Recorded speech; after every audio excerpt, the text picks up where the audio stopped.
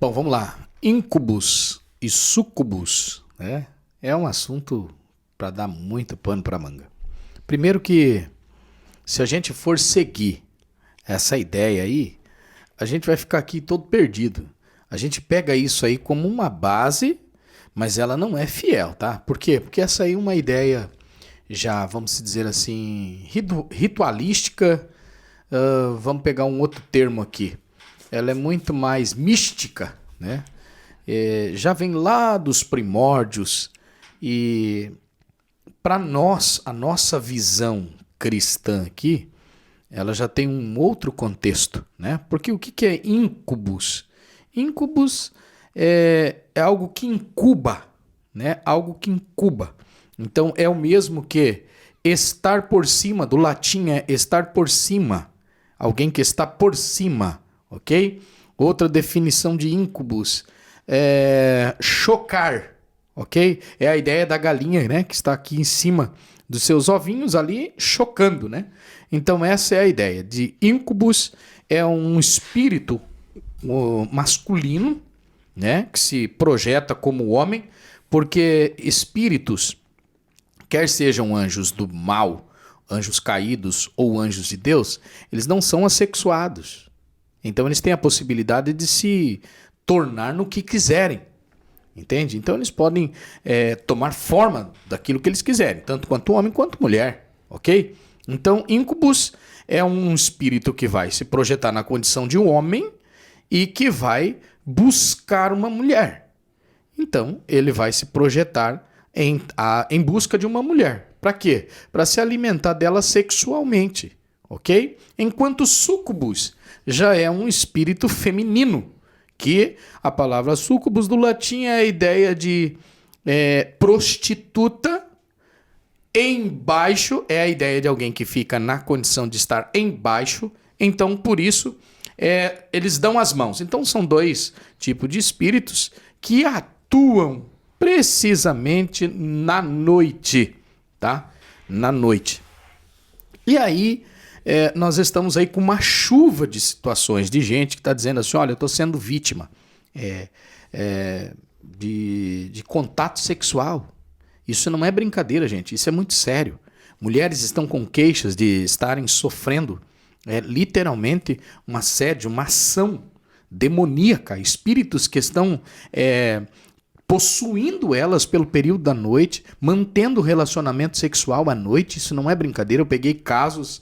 Eu tenho hoje uma pessoa que é obreira minha, foi vítima disso, sabe? O espírito entrava lá e se relacionava sexualmente com ela. No outro dia, ela acordava toda marcada, toda machucada e, detalhe, com sêmen ainda, tá? Com sêmen na roupa. Então isso não é brincadeira. Aí, um monte de gente que fala um monte de coisa arada, gente. O povo te xingou por causa disso aí. Eu imagino. E eu não tô nem aí com quem vai me xingar. Você tem o direito de pensar. Eu não vou aqui nem mexer na raiz disso aí, porque eu não tô aqui para falar de mitologia, gente. Não estou aqui para falar de mitologia. Eu estou aqui para falar de realidade dos dias atuais dentro da minha visão do campo de trabalho que eu defendo, que é a palavra de Deus, a Bíblia, a luz da Bíblia. Não estou aqui a fim de falar de mitologia, mitologia grega ou o que seja que for. Ok? Se eu tivesse que fazer essa discussão, faria, mas eu não tenho esse alvo. O meu alvo aqui é poder trazer libertação a quem está vivendo essa condição. Ok? Então, esses espíritos, a luz da mitologia é isso. São espíritos, enquanto o incubus, né, que procura uma mulher para se relacionar, enfim. O sucubus, que também vai procurar na condição de uma mulher um homem, e que aí, mitologicamente, está procurando força, está procurando energia, né, para se alimentar de energia. Ok, essa é a visão mitológica. Mas para nós que conhecemos a palavra de Deus, isso está além. Isso não tem nada a ver apenas com uma cultura. Isso não tem nada a ver apenas com uma mitologia. Isso está muito mais profundo do que você pode imaginar. Nós estamos encontrando nesse momento em que a gente fala disso, espíritos que estão querendo trazer uma violência, que está querendo dizimar a vida de pessoas, neutralizar a possibilidade de alguém de ser mãe, de um marido, de um homem de ser marido, de ser pai, Entende? Então, está além desse pensamento de ser apenas uma cultura de espíritos que aparentam estar apenas atrás de forças. Negativo, gente. Né? Aí a gente vai encontrar tanta gente dizendo, não, esse é no período do sono, eles vêm ali. Gente, não é só isso, não. Entende? Não tem nada a ver uma coisa com outra. Nós temos, biblicamente, eu provo isso, Salmo 91, 5, né? Existem os espantos noturnos. Existem espíritos que atuam no período da noite. E eles vão buscar. Outra, não existirá relacionamento sexual com espíritos por simplesmente um espírito invadir a casa de alguém e entrar lá. Gente, eu estou cansado de falar isso. Espíritos do mal só atuarão, só farão alguma coisa na vida de alguém por legalidade. Aonde estiver um homem ou uma mulher de Deus, cuja vida está no altar de Deus, o adversário terá que respeitar esse alguém. A Bíblia diz que aquele que é de Deus, o maligno não toca. Se está acontecendo isso na casa de alguém está sendo vítima, existe uma legalização para que ele entre. Pastor, mas quais são as legalizações? O que torna legal a entrada dele na minha casa? Opa! Aí o negócio fica melhor. É um campo enorme. Existe um campo gigantesco. Ele vai procurar territórios, porque tudo está ligado a territórios. Tá? Vamos lá. Quais são as vítimas que podem serem vitimadas por esse ataque de íncubos e súcubos, como você queira aí no latim?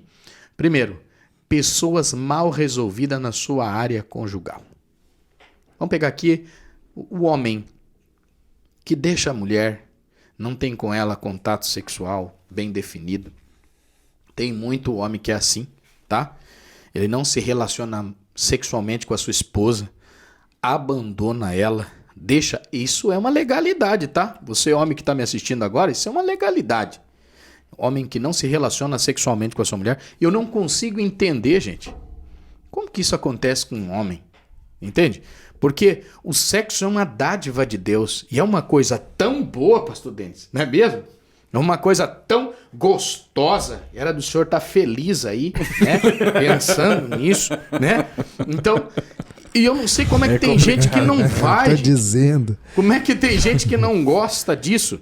E detalhe, a perversão sexual entra, o espírito da perversão entra e faz o cara gostar muito mais de uma masturbação do que um contato sexual com a sua esposa.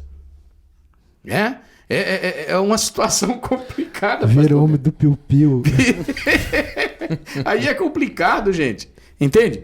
Então, esse espírito de perversão, essas legalidades, tá? E vice-versa, tanto homem quanto mulher, vão abrindo portas de acesso para esse espírito noturno, esperando apenas o momento do seu sono, não é mesmo?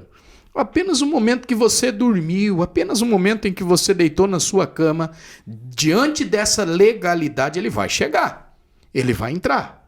E aí ele vai se materializar na condição de alguém que vai ter um contato ali. E detalhe, existem vídeos hoje que já correm, circulam na internet, que já foram pegos pelas câmeras aí, né? Mantendo ato sexual com mulheres e com homens, entende?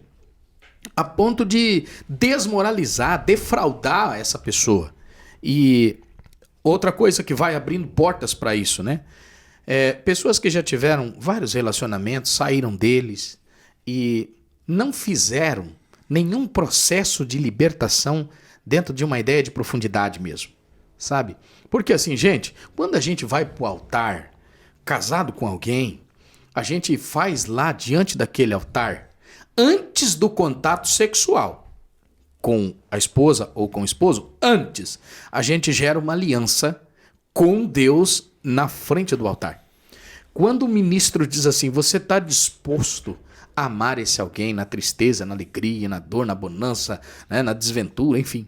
Qual é a resposta que a gente dá? Sim. Quando você diz sim, ali naquele altar, você gerou um pacto, uma aliança, uma conexão ali entre você e Deus. E aquela pessoa. É um cordão de 3 dobras ali.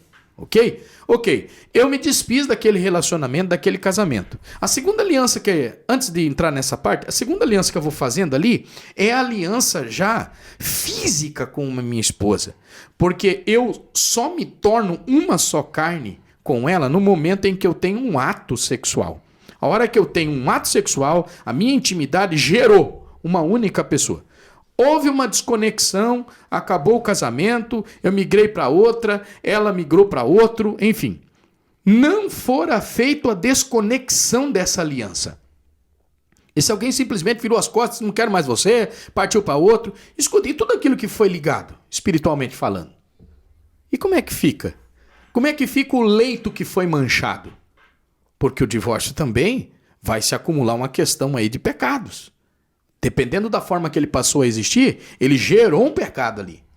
E aí, como é que fica? Se a gente não faz todo essa desconexão da forma correta, a gente está acarretando um portal de acesso para que inimigos possam acessar a nossa vida emocional, e aí nós vamos encontrar pessoas mutiladas emocionalmente, pessoas que não conseguem ter um casamento, não conseguem encontrar ninguém. Eu conheço um amigo que está orando não sei quantos anos, não consegue achar ninguém. A gente... Tadinho, né? Ele vê a fila, quando ele pensa que não é. Não vai. Quantas mulheres que arrumam, Eu conheço. diz, olha, agora sim, agora vai dar certo. Ah, eu arrumei um homem de Deus, agora, daqui a pouco isso se desfez, não consegue amar, não dá certo, rompe-se. Aí a pergunta é, escuta, por que isso não está acontecendo? Porque de repente você ainda está vivendo um processo pelas quais você precisa que seja feita de forma certa tudo isso. Você precisa ter dentro de qualquer área que você execute na sua vida jurisdição. Grave essa palavra. Você precisa ter jurisdição. Jurisdição no teu casamento, jurisdição na tua família, jurisdição nas tuas finanças. Se você não existir com jurisdição em algum ambiente desse, alguém estará sobre o domínio, sobre o governo disso. Quando você não governa alguma coisa, por essa coisa você é governado. Entende isso? Então, qual é o problema das pessoas hoje? Elas não têm jurisdição porque passaram por esses processos, não fizeram nenhum processo de libertação, não foram acompanhados, casamentos destruídos, e que abriu a porta para que no período noturno, esses íncubos e súcubos estejam entrando dentro das suas casas, mantendo com esse alguém algum tipo de assédio, relacionamento sexual, enfim, tantas outras coisas, levando ao pior estágio que você pode imaginar. Inclusive, existem fatos já narrados de pessoas que não conseguiram se libertar disso e que acharam por bem tirar a própria vida. Entende? Por quê? Porque é uma violência que defrauda, que arrebenta com qualquer pessoa. Imagine um homem sendo violentado. Pensa comigo um homem. Pelo amor de Deus, é uma violência para a mulher também. Não estou aqui classificando, dando prioridade a um ao outro. Não. Não é machismo, não é isso. Mas imagina, não é? Então isso não dá certo. O que a gente precisa fazer? A gente precisa entender que está faltando jurisdição por alguma situação. O inimigo então entrou, casamentos mal resolvidos. O homem que briga com a mulher prefere virar as costas para ela na cama, fica 3, 4, 5 dias emburrado lá no canto. Isso vai abrindo legalidade. Dorme a mulher separado, dorme né? separado. Dorme na sala. Vou lá na outra cama, vou dormir lá na sala. Aí, íncubus se transforma, chega lá e diz assim: se ele não tem acesso, pela ira eu estou acessando. Eu estou chegando.